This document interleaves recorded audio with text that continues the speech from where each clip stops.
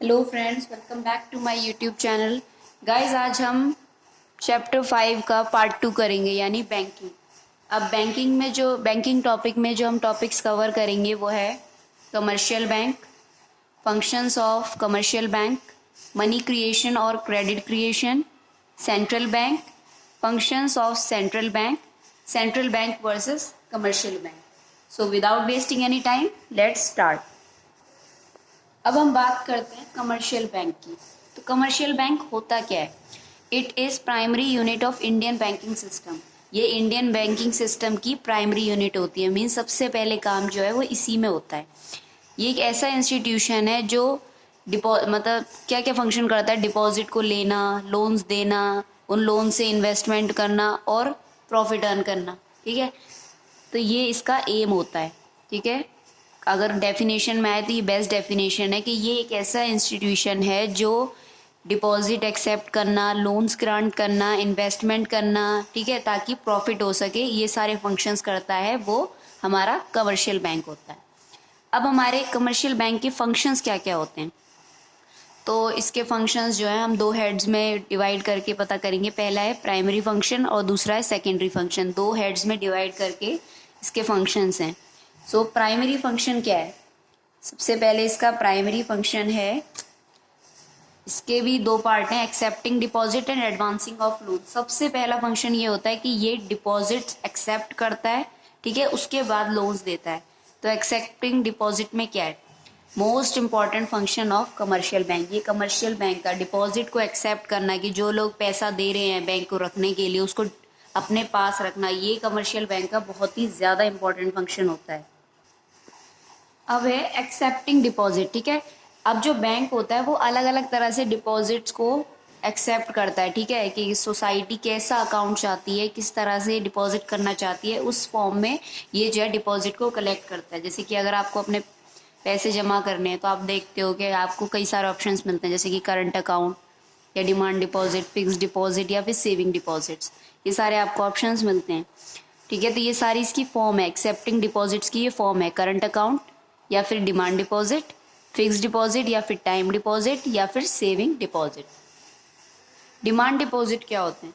Demand deposits वो deposit होते हैं जो बैंक जो है, अगर पीपल डिमांड करते हैं कि हाँ हमें हमारा पैसा जो है वापस चाहिए, हमें इतना पैसा वापस चाहिए, तो करंट अकाउंट में वो उन्हें पैसा उनकी डिमांड पे मिल जाता है। ठीक है, लोग जो हैं वो चेक के थ्रू अपने जो है डिपॉजिट्स को वापस ले सकते हैं। ठीक है, लेकिन बैंक्स जो है इन डिपॉजिट को रखने के लिए कोई इंटरेस्ट नहीं देता है लोगों को। अगर आप ये सोचे कि भाई थोड़े टाइम के लिए बैंक ने पैसा रखा है अपने पास डिपॉजिट, तो वो इन्हें इंटरेस्ट देंगे, तो ऐसा नहीं होता। इंटरेस्ट देने के बजाय बैंक क्या करते हैं, उन पे सर्विस चार्जेस और लगा देते हैं कि आपने इतने टाइम तक हमारे डिपॉजिट्स आप मतलब हमने आपके डिपॉजिट को इतने टाइम के लिए रखा है, तो आपको हमें सर्विस चार्ज देना होगा।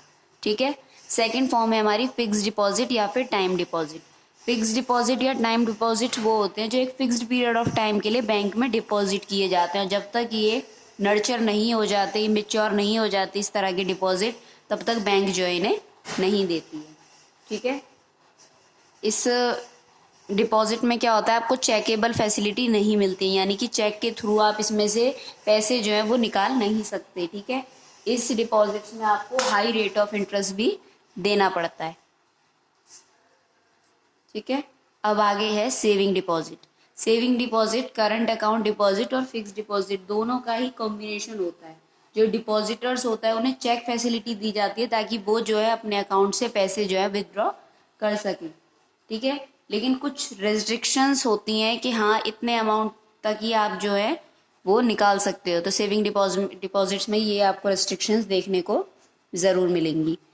अब हमारे प्राइमरी फंक्शन का सेकंड पार्ट है एडवांसिंग ऑफ लोन्स। ठीक है, एडवांसिंग ऑफ लोन्स में क्या होता है? अब आप सोचोगे ये जो डिपॉजिट बैंक रखती है, क्या ये ऐसे ही पड़े रखने के लिए नहीं रखती है? नहीं, ऐसा नहीं होता। ये क्या करती हैं, थोड़ा सा कैश जो है वो रिजर्व में रखती हैं। ठीक है, कि जो भी डिपॉजिटर है अगर उसको कभी भी ज़रूरत पड़े तो वो आके ले सकता है। बाकी का जो बैलेंस होता है ना, वो नीडी बोरोवर्स को दे दिया जाता है और फिर उन पे से इंटरेस्ट चार्ज किया जाता है, और ये इंटरेस्ट जो है वो इन बैंक्स की मेन सोर्स ऑफ इनकम है। ठीक है, अब हम बात करते हैं एडवांसिंग ऑफ लोन्स में कि कमर्शियल बैंक जो है वो किस तरह के लोन्स और एडवांसेस देता है। सो पहला हमारा टाइप है कैश क्रेडिट। कैश क्रेडिट वो लोन होता है जो एक बोरोवर को दिया जाता है उसके करंट एसेट्स के बेसिस पे, जैसे कि उसके पास कितने शेयर्स हैं, कितने स्टॉक हैं, कितने बॉन्ड्स हैं, या फिर वो टाइम पे उस चीज़ को पे कर पाएगा या नहीं। तो ये हमारा कैश क्रेडिट होता है। सेकंड है हमारा डिमांड लोन्स। डिमांड लोन्स वो लोन्स होते हैं जब कोई बैंक से डिमांड पे या किसी भी टाइम पे डिमांड पे अगर जब कोई लोन मांगता है तो उसे हम डिमांड लोन कहते हैं, ठीक है।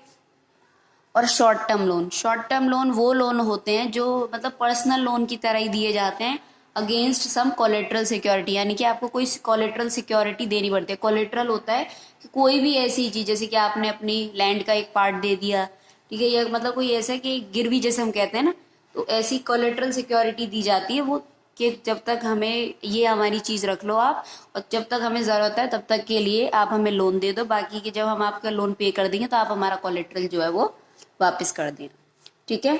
तो ये सारी बात थी हमारी प्राइमरी फंक्शंस की। अब हम बात करते हैं सेकेंडरी फंक्शंस की।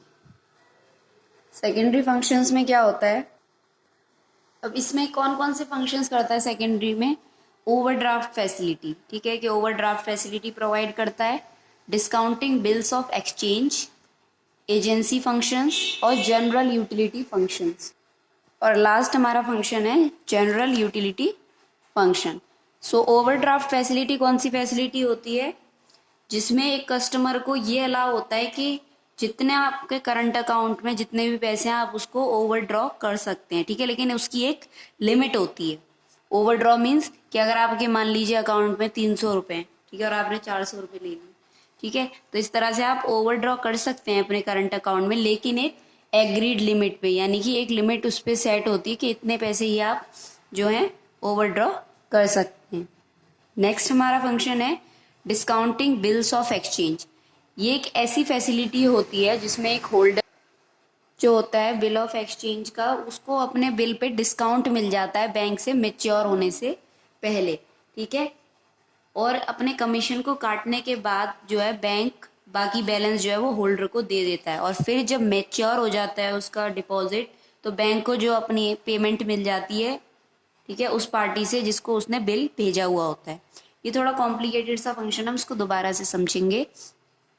डिस्काउंटिंग बिल्स ऑफ एक्सचेंज एक ऐसी फैसिलिटी होती है जिसमें एक होल्डर को अपने बिल ऑफ एक्सचेंज पे, ठीक है, कि जो भी उसने अदला बदली की है उस पे डिस्काउंट मिलता है बैंक की तरफ से मेच्योर होने से पहले, उसका डिपॉजिट मेच्योर होने से पहले डिस्काउंट मिलता है, ठीक है। फिर बैंक क्या करता है, अपना कमीशन काटने के बाद बैंक जो है जितना भी बचा हुआ पैसा होता है वो होल्डर को दे देता है, ठीक है। और फिर जब उसकी जो डिपॉजिट होता है वो मेच्योर हो जाती है तो बैंक को अपनी पेमेंट जो है वो वापस मिल जाती है उस पार्टी से जिसको बिल दिया गया था, ठीक है। Now I hope that it's clear. अगला फंक्शन है एजेंसी फंक्शन। एजेंसी फंक्शन में हमारे काफ़ी सारे फंक्शन आ जाते हैं, जैसे कि transfer of funds, collection and payments of various item, purchase and sale of foreign exchange, ठीक है। ट्रांसफर ऑफ फंड्स, क्या इसमें क्या होता है ट्रांसफर ऑफ फंड्स में, कि बैंक जो है वो आपको एक ऐसी इकोनॉमिकली फैसिलिटी प्रोवाइड करता है जिससे आप जो है प्लेस टू प्लेस ट्रांसफर कर सकते हैं with the help of demand drafts या फिर मेल ट्रांसफर, ठीक है। मेल ट्रांसफर से या फिर डिमांड ड्राफ्ट की हेल्प से आप जो है काफ़ी सारे ट्रांसफर जो हैं कर सकते हैं। नेक्स्ट हमारा एजेंसी फंक्शन है collection of payment. Collection and payment of various items है ये, ठीक है। तो इसमें क्या होता है कि कमर्शियल बैंक जो है वो चेक, बिल, इंटरेस्ट, डिविडेंड्स, ये सारी चीज़ें कलेक्ट करता है, ठीक है, अपने कस्टमर्स के बिहाफ पे, और फिर जो है टैक्सेस, इंश्योरेंस प्रीमियम, इन सारी चीज़ों की पेमेंट करता है एज अ क्लाइंट, ठीक है। इस तरह से वो जो है अलग अलग चीज़ों की कलेक्शन भी करता है और अलग अलग तरह की पेमेंट भी करता है। तीसरा हमारा एजेंसी फंक्शन है purchase and sale of foreign exchange, ठीक है, कि कुछ कमर्शियल बैंक जो होते हैं ना वो सेंट्रल बैंक के साथ इस तरह से जुड़े होते हैं ताकि वो फॉरेन एक्सचेंज में भी डील कर सके, यानी कि अगर कोई फॉरेनर आया है, ठीक है, और उसको जो है उसके पास जो है जैसे मान लीजिए कोई अमेरिका से आया है तो उसके पास अपने पैसे हैं, ठीक है, यहाँ के इंडिया के नहीं हैं, तो वो क्या करेगा, यहाँ कमर्शियल बैंक से उन्हें एक्सचेंज करा सकता है। तो ये हमारा क्या हो गया, फॉरेन एक्सचेंज। नाउ लास्ट हमारा फंक्शन है general utility function. General utility function में कुछ नहीं है, बस ये आपको लॉकर फैसिलिटी प्रोवाइड करते हैं, आपको ट्रैवलर चेक देते हैं, लेटर ऑफ क्रेडिट देते हैं और स्टैटिस्टिक्स की कलेक्शन करते हैं। अब इन फंक्शन को थोड़ा और बेसिक से जान लेते हैं। लॉकर फैसिलिटी, आपको पता है लॉकर फैसिलिटी क्या होती है, इसको डिटेल में जानने की जरूरत ही नहीं है। सेकेंड है हमारा ट्रैवलर चेक। ट्रैवलर चेक एक ऐसा चेक होता है कि ये जो बैंक जो है अपने कस्टमर को देते हैं ताकि ये इनकी जर्नी के दौरान इनसे पैसे लेने से बचे रहें, ठीक है। Letter of credit, letter of credit होता है कि commercial bank letter of credit जो है अपने कस्टमर्स को इशू करता है ताकि उनकी क्रेडिट वर्थनेस को जान सके कि वो कितना उधार ले सकते हैं, ठीक है। और लास्ट है हमारा कलेक्शन ऑफ स्टैटिस्टिक्स। बैंक्स जो हैं वो काफ़ी सारे स्टैटिस्टिक्स को, जैसे कि जो ट्रेड, कॉमर्स और इंडस्ट्री, सारे चीज़ों से जो रिलेटेड स्टैटिस्टिक्स होते हैं उनको कलेक्ट करते हैं, उसके बाद पब्लिश करते हैं और फिर अपने कस्टमर्स को एडवाइस देते हैं फाइनेंशियल मैटर्स को लेके कि आपको यहाँ इन्वेस्ट करना ठीक नहीं रहेगा, क्योंकि ये जो है सारी चीज़ों से इनको इंफॉर्मेशन मिलती है, सारी चीज़ों के बारे में इन्हें पता होता है, ठीक है। अब हमारा नेक्स्ट टॉपिक है मनी क्रिएशन या फिर क्रेडिट क्रिएशन। तो मनी क्रिएशन क्या होता है? Commercial bank receive deposit from the public and use these deposit to give loans, ठीक है। कमर्शियल बैंक क्या करते हैं, पब्लिक से डिपॉजिट रिसीव करते हैं और फिर इन डिपॉजिट्स को लोन देने के लिए यूज करते हैं, ठीक है। ये जो लोन्स जो है कई तरीके से ऑफर किया जाता है, ठीक है। और ये जो लोन्स ऑफर किया जाता है इस पे जो पैसे मिलते हैं ना, वो पैसे बहुत ज़्यादा होते हैं उन पैसों से जो डिपॉजिट किए गए होते हैं, ठीक है। तो इस बैंक के इसी फंक्शन को हम मनी क्रिएशन कहते हैं, यानी कि ये क्या करते हैं, पहले लोन देते हैं, ठीक है। लोन से जो इंटरेस्ट के साथ जो पैसे मिलते हैं वो पैसे जो है उन पैसों से ज़्यादा होते हैं जो किसी कस्टमर ने डिपॉजिट किए होते हैं, ठीक है। तो इस वे में वो जो है मनी क्रिएट करते हैं। नेक्स्ट हमारा टॉपिक है इसी में LRR यानी legal reserve ratio. Legal reserve ratio एक लीगली कंपल्सरी रेशियो होता है जो एक बैंक जो है अपने पास रखता है, यानी कि बैंक जो है एक सर्टेन मिनिमम फ्रैक्शन रखता है लोगों के डिपॉजिट का एज अ रिजर्व, ठीक है, कि कभी भी उन लोगों को अपने पैसों की अचानक से ज़रूरत पड़ जाए तो बैंक जो है उसे दे सके, ठीक है। इस फ्रैक्शन को जो बैंक अपने पास रखता है एज अ रिजर्व के तौर पे, ठीक है, उस फ्रैक्शन को हम क्या कहते हैं, LRR यानी legal reserve ratio.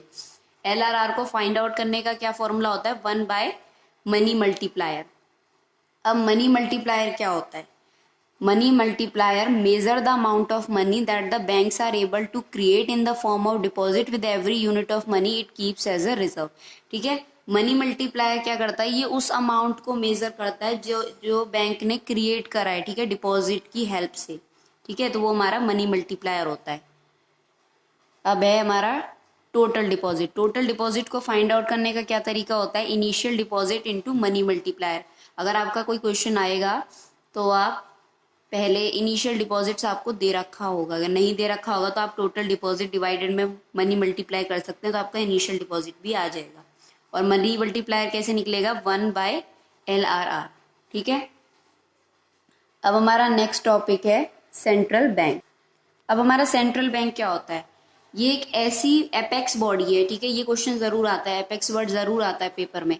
Apex body यानी कि एक ऐसी सुप्रीम बॉडी है जो सारी बैंकिंग को और जितना भी हमारी इकोनॉमी का मॉनिटरी स्ट्रक्चर है उन सबको कंट्रोल करती है, ऑपरेट करती है, रेगुलेट करती है और बताती है कि क्या करना है उसे, ठीक है। India central bank is the RBI, ठीक है।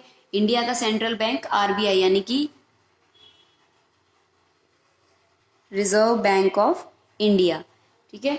RBI वॉज एस्टेब्लिश्ड इन अप्रैल 1935। 1 अप्रैल 1935 को RBI बना था RBI एक्ट के अंडर, जो कि हमारा RBI एक्ट, और ये क्वेश्चन भी आता है कि RBI एक्ट कब पास हुआ था, तो RBI एक्ट जो है वो 1934 में पास हुआ था। जो भी मैं नोट्स आपको प्रोवाइड कर रही हूँ अगर आप इन्हें कर लोगे ना तो यानी कि आपका वो चैप्टर जो है पूरा क्लियर हो जाएगा। इसको दोबारा से पढ़ते हैं। इंडिया का सेंट्रल बैंक RBI है। RBI जो है वो 1 अप्रैल 1935 को एस्टेब्लिश हुआ अंडर RBI एक्ट, ठीक है, RBI एक्ट के अंडर, जो कि 1934 में पास किया गया था। अब हम बात करेंगे कि हमारे सेंट्रल बैंक के फंक्शंस क्या क्या होते हैं, ठीक है। तो पहला फंक्शन है करेंसी अथॉरिटी, ठीक है। सेंट्रल बैंक के पास एक सोल अथॉरिटी, सोल मीन्स एक अकेली अथॉरिटी होती है ताकि वो अपनी कंट्री के लिए करेंसी जो है वो इशू कर सके। सेकंड फंक्शन है बैंकर टू गवर्नमेंट। आरबीआई जो है वो एक बैंकर के तौर पे भी काम करता है, एक एजेंट के तौर पे भी काम करता है और एक फाइनेंशियल एडवाइजर के तौर पे भी काम करता है। और ये सारी चीज़ें किसको एडवाइस करता है? ये सेंट्रल और स्टेट गवर्नमेंट को। थर्ड फंक्शन है बैंकर्स बैंक एंड सुपरवाइजर। इस फंक्शन में क्या होता है? इसमें कुछ एजेंसीज होती हैं जो रेगुलेट और सुपरवाइज करती है कि किस तरह की आपको फंक्शनिंग करनी चाहिए ताकि हमारा बैंक जो है वो अच्छे से काम कर सके। नेक्स्ट है controller of money supply and credit. RBI के पास सोल मोनोपोली होती है, ठीक है, ताकि वो करेंसी इश्यूज कर सके, क्योंकि ये क्या करती है? हमारे मनी की क्रेडिट और सप्लाई दोनों को ही ये कंट्रोल करती है। नेक्स्ट है custodian exchange of foreign exchange reserve. ठीक है, कि सेंट्रल बैंक जो है वो एक कंट्री के स्टॉक के लिए कस्टोडियन का काम करता है। ठीक है, कि कैसे कितना गोल्ड कितना रिजर्व जो है फॉरेन एक्सचेंज का वो कर सके, एज अ कस्टोडियन भी वो काम करता है। अब हम बात करेंगे सेंट्रल बैंक और कमर्शियल बैंक के डिफरेंस के बारे में। तो अब इनका जो डिफरेंस है वो बहुत ही ज़्यादा सिंपल है। पहला है सेंट्रल बैंक का, it is an apex body. ठीक है, कि एक सुप्रीम बॉडी होती है जो सारे बैंकिंग और बैंकिंग के फंक्शंस को कंट्रोल करती है, ऑपरेट करती है, रेगुलेट करती है, डायरेक्ट करती है। ठीक है, और कमर्शियल बैंक क्या है? कमर्शियल बैंक एक ऐसा इंस्टीट्यूट होता है जो डिपॉजिट एक्सेप्ट करता है, लोन्स ग्रांट करता है, ठीक है, और इन्वेस्टमेंट करता है ताकि उसे प्रॉफिट हो। ठीक है, अब है नेक्स्ट हमारा पॉइंट स्टेटस। इसका स्टेटस क्या है? ये एक ऐसा सुप्रीम इंस्टीट्यूशन होता है मनी मार्केट में, ठीक है, जिसके अंडर सारे बैंक काम करते हैं। ठीक है, और कमर्शियल बैंक क्या होता है? कमर्शियल बैंक सिर्फ एक यूनिट होती है सेंट्रल बैंक की, ठीक है, क्योंकि सेंट्रल बैंक इन सारे बैंक्स को ऑपरेट करता है। फिर है ओनरशिप। ओनरशिप में क्या है? सेंट्रल बैंक जो है वो ज़्यादातर ओन भी और गवर्न दोनों ही चीज़ गवर्नमेंट के द्वारा होती है, और कमर्शियल बैंक जो है वो या तो प्राइवेट सेक्टर ओन करता है या फिर गवर्नमेंट। सेंट्रल बैंक का ऑब्जेक्टिव क्या होता है? इसका ऑब्जेक्टिव होता है पब्लिक इंटरेस्ट में। ठीक है, इसका ये ऑब्जेक्टिव नहीं होता कि ये प्रॉफिट कमाए। ठीक है, लेकिन कमर्शियल बैंक क्या करते हैं? इनका एम ही यही होता है कि ये ज़्यादा से ज़्यादा प्रॉफिट कमाए, ज़्यादा से ज़्यादा लोग जो है वो इनमें डिपॉजिट दें, ठीक है, ताकि ये जो है उन डिपॉजिट का आगे यूज़ करके लोगों को लोन दे, फिर उनसे इंटरेस्ट चार्ज करें और इस तरह से अपनी अर्निंग करें। So here we have ended the chapter 5 of introductory macroeconomics. So if you like this video, please hit the like button, share it with your friends and do subscribe my channel. Thank you.